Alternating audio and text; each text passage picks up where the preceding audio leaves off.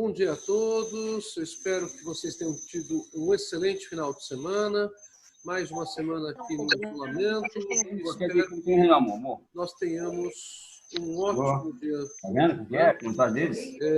Eu vou pedindo que aqueles que estão entrando, por gentileza, lembrem de deixar o microfone no mudo para que nós não tenhamos problema com relação à captação do som, para que todos possam me ouvir direitinho. Bom dia, tudo bem? Como é que você está? Bom dia a todos.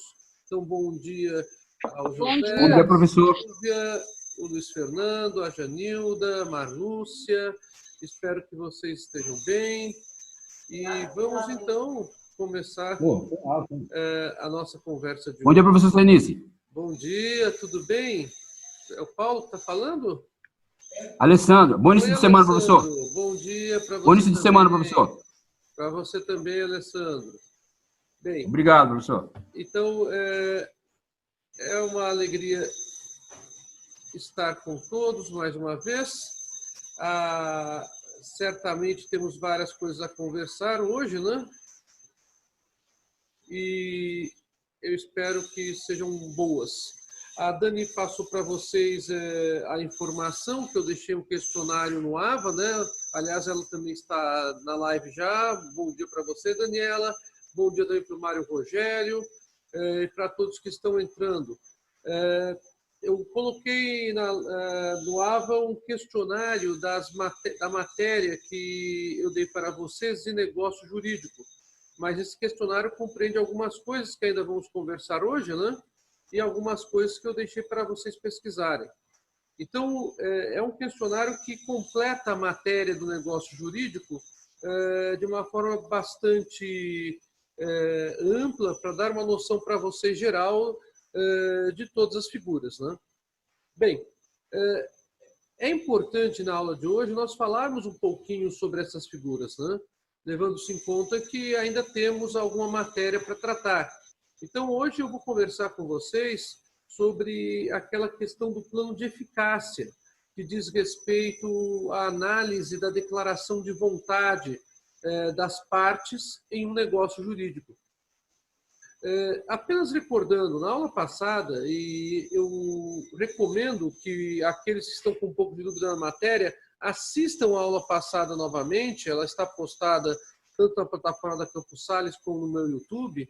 Se vocês quiserem, inclusive, parar, a vantagem da aula é essa, da aula gravada, né? Você pode parar a aula, anotar e dar uma contrastada com o que tem na lei e o que tem em livros, né?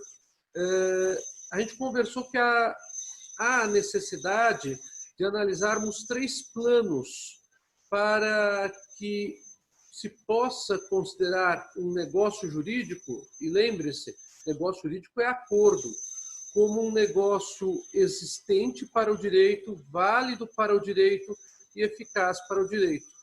E aí conversamos sobre o plano da existência, sobre aquilo que o direito regula, que são os fatos jurídicos, onde nós temos os fenômenos naturais com consequências jurídicas, onde nós temos os atos pessoais, tanto os atos jurídicos quanto os negócios jurídicos.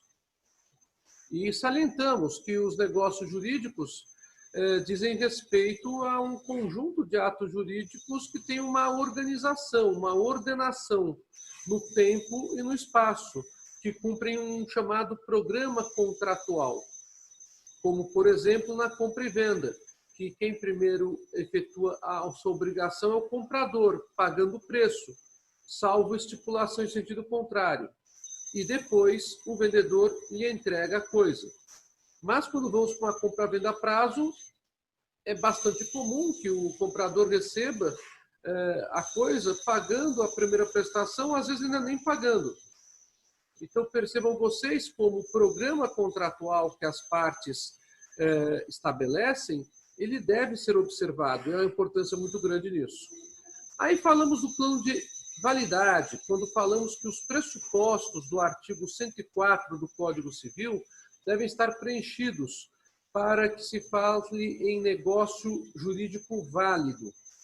E mencionamos que a ausência de um desses pressupostos gera a invalidade. E a sanção civil para a invalidade é a nulidade. O que eu não falei para vocês na semana passada, para não confundi-los, e que agora falo, é o seguinte: a nulidade, normalmente, ela é absoluta. O que é essa nulidade absoluta? É aquela nulidade que vocês tiveram comigo até aqui. Então, se não há a observância dos pressupostos do negócio jurídico, o negócio jurídico será nulo. Mas é claro que o juiz precisará decretar que esse negócio jurídico é nulo. E a sentença judicial terá efeitos ex tunc, isto é, retroagirá a data em que o negócio jurídico foi celebrado, retirando totalmente os efeitos que aquele negócio jurídico tinha. Então, a sentença judicial ela terá retroatividade no tempo. Voltará à data em que o negócio jurídico foi efetivamente realizado.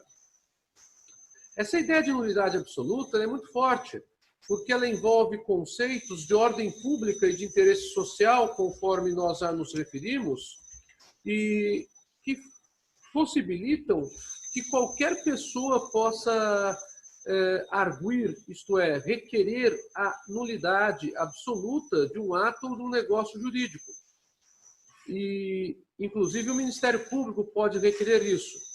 E mais, o próprio juiz de ofício, mencionamos na semana passada, o juiz ex ofício, poderá determinar que o negócio jurídico é nulo. Falei ainda que essa ideia de nulidade absoluta permite que essa nulidade seja descoberta a qualquer tempo. Ou seja, a nulidade absoluta ela é imprescritível. Ela não prescreve. Pode ser a qualquer tempo requerida.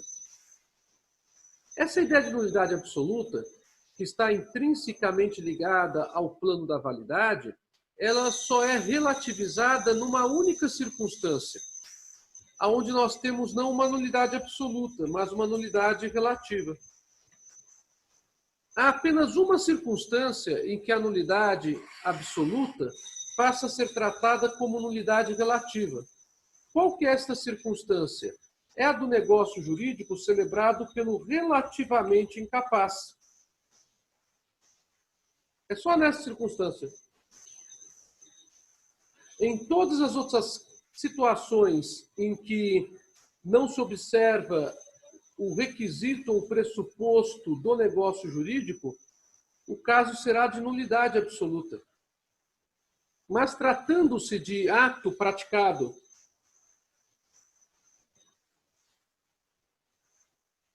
por pessoa relativamente incapaz, o ato será relativamente nulo. Faz até sentido, né?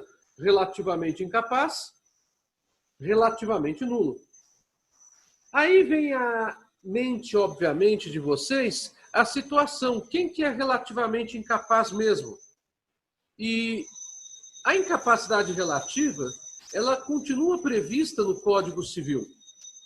O artigo 4º do Código Civil, que vocês estudaram no semestre passado com a professora Janaína, trabalha com a incapacidade relativa. E o principal ponto do artigo 4º continua sendo a questão da menoridade, mas não menoridade de 16 anos para baixo, a menoridade de 16 ou 17 anos de idade. Porque o artigo 4º fala, no inciso 1º, que são relativamente incapazes aqueles que têm entre 16 e 18 anos incompletos. Ou seja, quem tem 16 e 17 anos de idade. Essa ideia do artigo 4º é a seguinte: quem tem 16 anos ou quem tem 17 anos e não está emancipado por outros motivos, nós conversamos nesse semestre, quando falamos dos pressupostos do negócio jurídico, que nós temos a emancipação legal e emancipação voluntária, matéria que vocês também já tiveram no semestre passado com a professora Janaína. E essa matéria é muito importante aqui. Quem tem 16 ou 17 anos de idade e, portanto, não está também emancipado por outras razões, há outros motivos que estão no Código Civil, no artigo 9º, eu recomendo que vocês deem uma olhadinha nisso, essas pessoas elas não podem praticar atos e negócios jurídicos sem a presença ou a concordância do assistente legal. O assistente legal dessas pessoas será, num primeiro momento, os pais. E na falta dos pais, o tutor. É uma determinação legal. Então, quem que é o responsável legal do filho ou da filha de 16, 17 anos de idade? Os pais. E se os pais não estiverem presentes, quem será o responsável legal? Tem que ser nomeado um tutor. Então, essa ideia ela é muito marcante. Agora, percebam vocês, quando o código fala que há a incapacidade relativa, ele está dizendo o seguinte, olha, este ato, este negócio jurídico praticado por quem é relativamente incapaz, ele pode até ter validade, mas esta validade também será relativizada pelo juiz. Então, se eu tenho um negócio de nulidade absoluta, a sentença judicial que desconstitui este negócio terá efeitos ex tunc. Já se eu tenho nulidade relativa, como é o caso da incapacidade relativa, ou dos demais casos de incapacidade relativa do artigo 4º do Código Civil, a decisão judicial que desconstituir um ato ou um negócio jurídico terá eficácia ex nunc. Apenas lembrando mais uma vez o que conversamos, porque é muita informação e eu sei disso, e por isso eu estou relembrando e reforçando cada vez mais essa quantidade de informações para vocês. Quando o juiz desconstitui um negócio considerando-o absolutamente nulo, ele está dizendo que esse negócio é absolutamente inválido. Lembram? Invalidade, nulidade. Ao fazer isso, o juiz proferirá uma sentença que tem efeitos retroativos à data em que este ato ou negócio foi celebrado. No caso da incapacidade relativa, nós não temos uma nulidade absoluta, total. Nós temos uma nulidade relativa, parcial. Então, a decisão do juiz que desconstituirá aquele ato ou negócio terá efeitos ex nunc, isto é, terá efeitos a partir da data da citação processual. A partir da citação processual. Esse detalhe ele é fundamental para nós entendermos como é importante formular pedidos no processo civil e qual que é a consequência de um pedido bem feito e de um pedido mal feito na petição inicial. Porque vocês já viram em Teoria Geral do Processo, nesse semestre, que deve haver uma correspondência entre a decisão proferida pelo juiz e o pedido formulado pelo autor. E que essa correspondência poderá ser o juiz dizendo, sim, eu concordo com o pedido do autor e julgo procedente a ação. Ou poderá ser uma correspondência na qual o juiz dirá, não concordo com o pedido do autor, julgo improcedente a ação. Isso também é uma correspondência, apesar de não ser satisfatória para os interesses do autor. Ou, por fim, uma terceira possibilidade do juiz dizendo o autor tem procedência parcial do seu pedido. Então, o pedido não é totalmente acolhido, mas também não é totalmente desacolhido. Fala-se em procedência parcial. Então, a nulidade relativa, ela trabalha com uma ideia de se retirar todos os efeitos do negócio jurídico ou do ato jurídico, mas apenas a partir da citação processual. ela não tem o mesmo efeito, portanto, da nulidade absoluta. No plano de validade, tirando este caso de nulidade relativa dos relativamente incapazes, todos os demais casos são de nulidade absoluta. Bom dia, seu Franklin. Então, com relação a isto, tem que ficar muito claro, uma vez mais, que apenas os casos de incapacidade relativa no plano da validade geram nulidade relativa. Bom, como eu prometi para vocês hoje, nós vamos conversar sobre o plano da eficácia, de uma forma agora mais informativa, instituto por instituto. Mas parece que alguém está querendo fazer uso da palavra. Quem é? José Raimundo. Pois é. Pois não? Bom dia, professor. Bom dia. Professor, em algum momento a nulidade ela opera em eficácia erga omnes? Ela tem efeito ex tunc, né? A nulidade, quando ela é absoluta, ela diz respeito a uma eficácia erga omnes, tá? Uhum. Porque ela diz respeito à matéria de ordem pública e de interesse social. O que é a eficácia erga omnes para aqueles que não estão lembrando essa expressão, que foi uma expressão dada, inclusive pela professora Janaína para vocês, no semestre passado, quando se referiu a direitos da personalidade. Uma das características dos direitos da personalidade é que eles são direitos erga omnes. O que quer dizer essa expressão erga omnes? Erga omnes significa contra tudo, contra todos. Contra tudo. Esse o significado da expressão.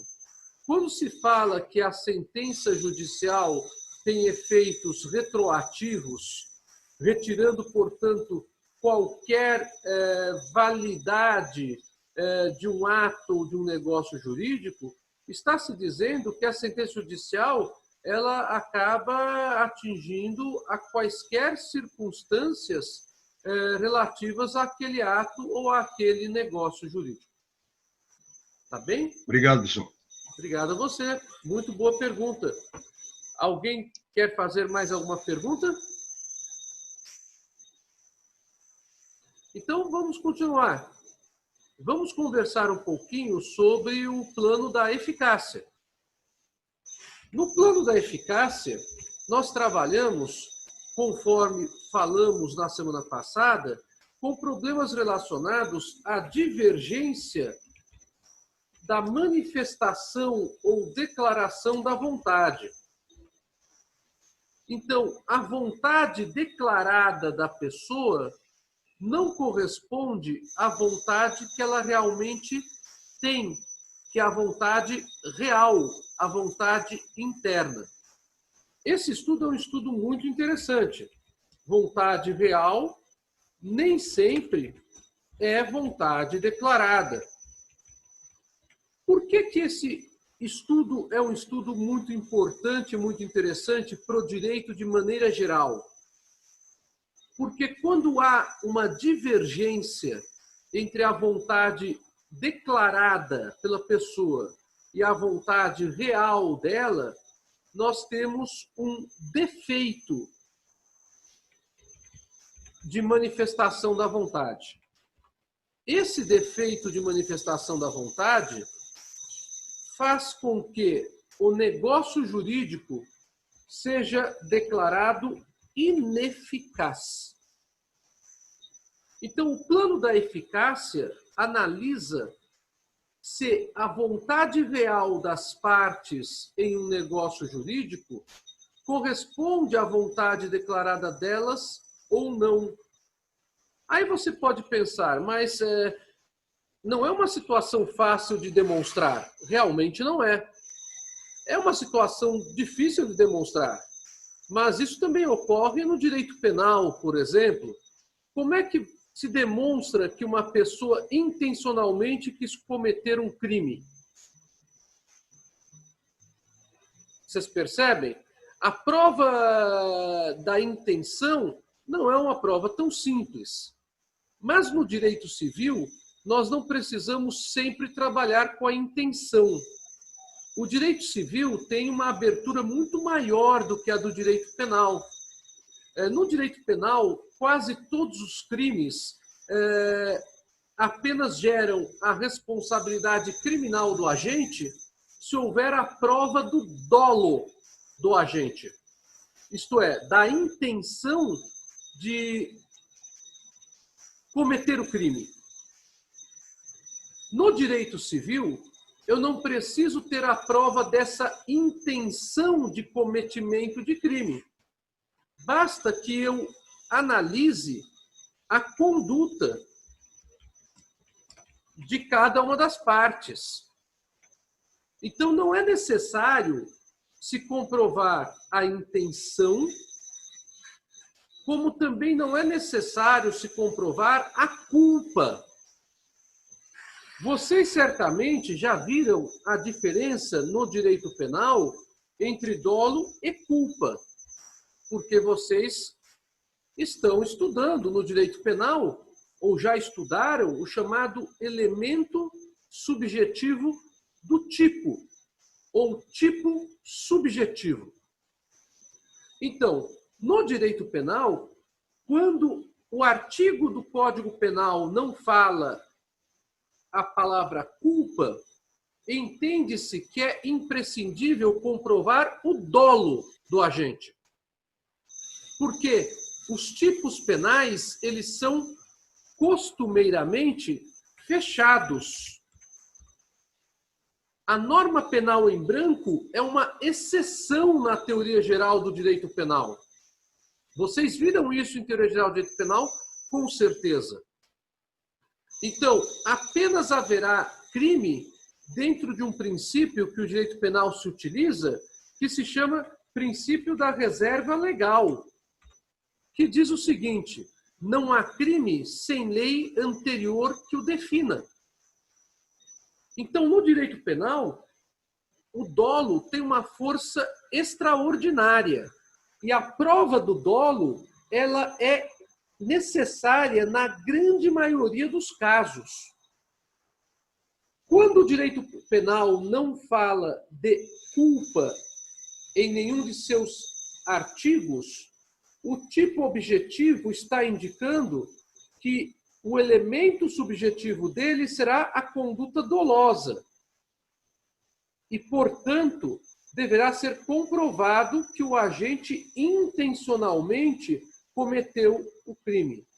Senão, ele não será responsabilizado pelo crime. Quando o direito penal afirma que no tipo objetivo é necessária a prova da culpa, como é o caso do homicídio culposo, do artigo 121, parágrafo 3º do Código Penal, que é muito comum nos acidentes de trânsito, quando um pedestre é atropelado e morre por conta do atropelamento. Estou dando um exemplo aqui apenas. O direito penal fala em culpa. E aí, quando o artigo do Código Penal fala em culpa, tem-se que demonstrar a culpa. Isto é necessário demonstrar que o agente cometeu o crime atuando com imprudência, com imperícia ou com negligência, que são 3 elementos que demonstram culpa. Isto para o direito penal é muito forte também. No direito civil, quando se fala em negócio jurídico, não preciso demonstrar dolo nem culpa.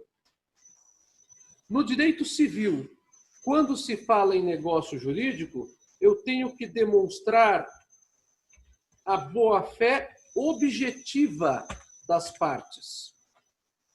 Isto é uma grande conquista do direito civil, desde o Código Civil de 2002 para nós no Brasil. O Código de Defesa do Consumidor adota este princípio, que é o princípio da boa-fé objetiva. Então, o que se analisa é a conduta da parte. O que se analisa é apenas o ato-fato, isto é, como a parte se comportou, qual foi o comportamento dela. não se discute a intenção de causar o prejuízo, nem se discute a negligência, a imperícia ou a imprudência. Então, quando haverá vício ou defeito de manifestação da vontade? Quando uma das partes acabar agindo de maneira a frustrar os interesses da outra parte. Então, quando haverá defeito da manifestação da vontade? Quando uma das partes agir frustrando os interesses legítimos da outra parte ou de terceiro. Isto é fundamental. Isto é a grande virada do direito civil que passou a ocorrer no Brasil a partir de 2003, quando o nosso Código Civil entrou em vigor. Não se analisa, portanto, negócio jurídico através da ideia de intenção de causar prejuízo mais. Se vocês virem isto em algum livro ou em algum artigo, desconsiderem, porque isso está desatualizado. Até 2002 era assim. De 2013 em diante, deixou de ser assim. Poxa, nós estamos em 2020. Estamos falando em 17 anos de Código Civil em vigor. Tá? Então, no Código Civil em vigor, não se trabalha mais com a ideia de intenção de causar prejuízo ou com a ideia de negligência, imperícia ou imprudência para se analisar um negócio jurídico. Pode-se trabalhar com essa ideia quando se fala em ato ilícito. Isso vocês verão no semestre que vem, em obrigações e responsabilidade civil. Nos negócios jurídicos, não. Os negócios jurídicos são interpretados segundo a boa-fé das partes. É o artigo 113 do Código Civil Brasileiro. É o artigo 422 do Código Civil Brasileiro. Isto, portanto, modificou toda a estrutura da ideia que o direito brasileiro tinha sobre o que é um acordo jurídico. E negócio jurídico é acordo. Então, na teoria do negócio jurídico, hoje, o que prepondera é a análise do princípio da boa-fé objetiva. Isto é, a análise da conduta das partes, que devem agir, cada uma delas, buscando satisfazer os interesses legítimos da outra. É pura e simplesmente uma análise factual, não é uma análise psicológica, não é uma análise se teve ou não teve intenção. A análise é pura e simplesmente sobre a conduta desenvolvida pelas partes no negócio jurídico. O artigo 113 do Código Civil e o artigo 422 do Código Civil expressamente fazem referência à boa-fé. Bem, aí temos um problema. Por quê? Os institutos jurídicos que trabalham com a teoria do negócio jurídico mantêm os nomes antigos. E então nós temos que saber distinguir como utilizar esses institutos com nomes antigos à luz do princípio da boa-fé objetiva. Quais são os vícios que o plano da eficácia trabalha? Dizendo que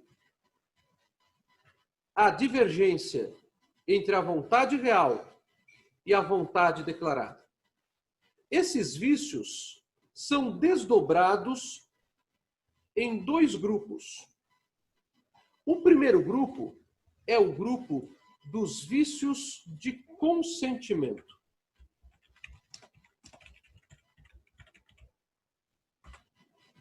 Estou anotando tudo no chat. Se vocês ainda não perceberam, para que vocês possam acompanhar. Vícios de consentimento. Então, existe no vício de consentimento uma divergência entre a vontade real e a vontade declarada de uma das partes. Por isso o nome vício de consentimento. E isso gera um defeito, isso macula o negócio jurídico. Por macular o negócio jurídico, esses vícios de consentimento acabam trazendo por consequência a ineficácia do negócio jurídico. Como é que eu vou descobrir quais são os vícios de consentimento? Eu vou falar agora para vocês. E eles têm um regime jurídico em artigos colocados no Código Civil. Mas a análise desses vícios passou a ser realizada pela boa-fé objetiva, conforme eu falei para vocês. E não mais pela ideia de intenção de prejudicar o outro, ou pela ideia de imperícia, imprudência ou negligência. Essas ideias servem à responsabilidade penal, essas ideias servem à responsabilidade civil, que não é a do negócio jurídico. Pois não, José? Se houver caracterizado uma fé, eles consideram como dolo? Eu não preciso discutir má fé no negócio jurídico. Ah, tá. É Legal. essa que é a vantagem do princípio da boa-fé objetiva. Porque isso que eu queria saber, professor. Porque a discussão da má-fé, que o José está perguntando aqui, é importante isso, a discussão da má-fé é algo que é típico da chamada boa-fé subjetiva. Porque é onde eu analiso, a pessoa tinha ou não tinha intenção de prejudicar a outra. Então, a má-fé diz respeito a essa situação. Se a pessoa tinha ou não tinha intenção. No princípio da boa-fé objetiva, a gente não discute a intenção. A gente simplesmente discute se a conduta adotada pela parte acabou frustrando os interesses legítimos da outra parte. É só isso. Não se discute, então, a cabeça do agente que eventualmente tenha causado prejuízo. Não se discute se ele teve a intenção de causar o prejuízo. Não se discute se ele agiu com culpa para causar o prejuízo. Simplesmente se discute se a conduta dele frustrou os legítimos interesses da outra parte. Ah, legal. Obrigado. Vocês percebem como é uma coisa mais evoluída? Porque eu não tenho que discutir a análise psicológica. A análise psicológica é típico de responsabilidade penal. A análise psicológica pode ser utilizada na responsabilidade civil, que vocês terão no semestre que vem. Mas a análise psicológica não entra na teoria do negócio jurídico desde 2003 no direito civil brasileiro e desde 1991 no direito do consumidor. Então, obrigado, então percebam vocês como é importante essa matéria e como é importante distinguir as coisas. E aí fica até mais claro para vocês por que funciona de uma maneira numa área do direito e por que funciona de outra maneira em outra área do direito. Pois não? Professor, bom dia, tudo bem? É o Cristiano, tudo bem? Oi, Cristiano, tudo bem? Beleza, professor. Professor, deixa eu te fazer uma pergunta. Quando o caso ele é civil e penal ao mesmo tempo, como que ele é resolvido? Ele é resolvido em processos diferentes. No direito penal, a análise se faz pela teoria do crime que vocês estão estudando. No direito civil, se faz pela teoria do direito civil. Se é negócio jurídico, se faz pelo que eu estou falando para vocês. Mas aí ele entra no mesmo momento que o outro momento entra, porque aí o advogado ele pega a causa, ele entra como civil e ele entra como penal. Por exemplo, Não, não é assim. Não é assim, Não. Cristiano, porque no direito civil, quem normalmente propõe a ação é um advogado. Mas no direito penal, quem normalmente propõe a ação é o promotor de justiça. certo. Então, e o entendimento de um e do outro não tem nada a ver uma coisa com a outra. Não tem, né? Mas, Não. por exemplo, eu estava dando exemplo de acidente de carro. O condutor pegou o carro, atropelou e matou. Esse condutor estava sob efeito de droga e sem documento de habilitação. Uhum. Esse caso ele é penal, porque ele é, por exemplo, ele é penal e civil ao mesmo tempo ou não? Ele é penal, civil e administrativo ao mesmo tempo. Então, quando eu dei a aula para vocês de fato jurídico, eu dei uma falada sobre o assunto muito breve. Mas a regra que vale, e é muito importante agora ser frisada dentro da tua pergunta, que é uma pergunta muito boa, é a seguinte: de um mesmo fato, eu posso ter várias responsabilidades. Então, esse condutor, no exemplo que você mencionou, ele poderá sofrer uma investigação policial para, eventualmente, o Ministério Público propor uma ação penal contra ele. Esta é a esfera penal. Sem prejuízo disso, a família da vítima, se a vítima morreu, ou a própria vítima, se ela sobreviveu, poderá contratar um advogado para propor uma ação indenizatória de responsabilidade civil. É uma segunda opção. Sim. E há ainda a terceira opção. Todas cumulativas, porém são processos diferentes. A administração pública tomar medidas de sanção por infração de trânsito, como, por exemplo, a suspensão da Carteira Nacional de Habilitação. Então, de um mesmo fato, neste exemplo que você acabou de dar, eu posso ter 3 responsabilidades: a civil, a penal e a administrativa, em 3 processos diferentes. Esses Entendi. processos, Então, eles se comunicam? Se comunicam. Eu posso utilizar as provas de um processo em outro processo, isso é possível, mas há limites para isso. falou tudo, professor. Agora ficou mais claro para mim. Beleza. Muito mais claro. Obrigado, viu? Nada. Muito bem explicado. Para terminar essa primeira parte, que a gente vai voltar às 10 horas, tá? Vamos tomar um cafezinho e a gente volta às 10. Quais são os vícios de consentimento? Não fiquem com nenhuma pulga atrás da orelha. É que o nome é igual, mas o significado é outro. Então, os vícios de consentimento são erro, o nome deles, né? Esse, tudo bem, vocês não tiveram ainda, né? Aí vem o que vai dar a pulga atrás da orelha de vocês. Dolo. Esse dolo aqui não é o dolo do direito penal, hein, pessoal? E também não é o dolo da responsabilidade civil extranegocial. Este dolo aqui é chamado de dolo vício. Não é o dolo ilícito. É aí que está a diferença. Dolo vício e não dolo ilícito. Coação, lesão e estado de perigo.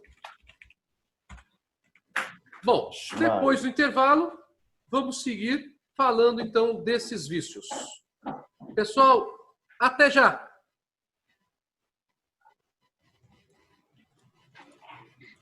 Falou, professor.